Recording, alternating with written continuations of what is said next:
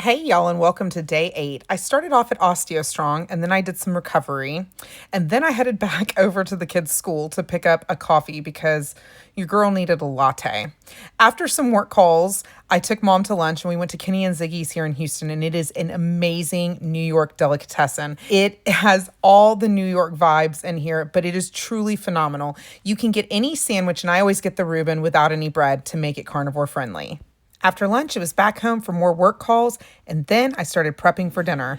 Hey, y'all. So, some days you have all these plans to get all this stuff done and prepped, which is great because then on days like today, when you have no time and all the things you thought you were going to do went out the window, you have stuff to fall back on. So, there's a lot of things that I keep in my pantry for just such an occasion. One is ranch seasoning. I know I'm going to have people come at me. This is not clean. Don't care. I love it. If it's what kills me, I'll die happy. So there you go. I use the Costco garlic powder because I go through a ton of it. Same thing with their organic onion powder. And then I had, the plight. You have a bag of avocados and they all come ripe within like the same day. So I had one that was sitting on the counter.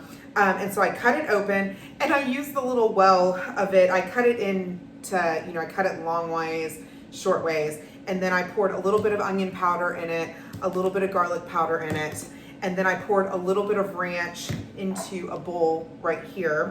And I have leftover chicken thighs from the other day. So what I'm gonna do is I'm just gonna take a big spoon and I'm gonna scoop it out, all the seasonings and everything. Super loud and obnoxious. And it's gonna go down in here like this. I'm gonna do the same thing with the other avocado. Avocados are great.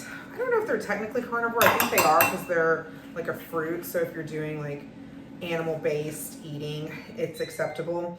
I don't care. I love them. They have great healthy fats. They're just delicious, right? They make everything better. Just a second. So, okay. And then I'm going to take my fork and we're just going to go in and you can tell it's ready.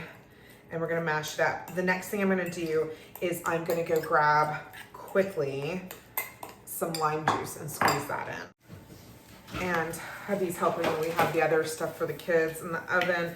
I love the Purdue chicken nuggets. They're cleaner ingredients at Costco you can get and the kids like them. I'm gonna pour about a teaspoon of lime juice on this and it's just gonna brighten it up. The acidity just obviously is what makes guacamole have that nice little punch. And since I had chicken thighs that were left over and we had sliced them, they were when we were doing like, taco bowls. I heated that up in the microwave. We always go ahead and when we dice things up and we put it in our Pyrex stuff, we leave the juice in it so that when it heats back up, it almost essentially steams. And since this is just an amount for me, I'm gonna go ahead and put it layered in with this avocado mash. Leave the juice in there like that. And that's fantastic. Now, Siete has a creamy jalapeno, the Botana, I'm gonna butcher it, sauce. And these are really good. This one's mild, so it's not super spicy. No carbs. It essentially has water, jalapenos, avocado oil, apple cider vinegar, dates, dried garlic, sea salt, konjac, which I think is a type of fruit, I'm not quite sure, and turmeric powder. It's so good, y'all. It just adds a nice little zing. So I'm gonna put a little bit on top here. And then if you like Cholula, which I do, you can put some Cholula in here too. And if you were trying to avoid cheese, you would just do it like this. You might even put some sour cream in there. I'm gonna top it with a little Tillamook because I already have it grated and that's what I love. So y'all, having things like this just ready to go in your pantry allows you to reinvent your leftovers in a nice creative way that you can enjoy. So for lunch, I actually went to Kenny and Ziggy's, which is this really popular deli here in Houston. And one of the things that I got was the Reuben because it is obviously just corned beef with some sauerkraut. And then on top of that is, what kind of cheese is on top of that, Jonathan? It's like a provolone or something? I don't know, or Swiss or provolone.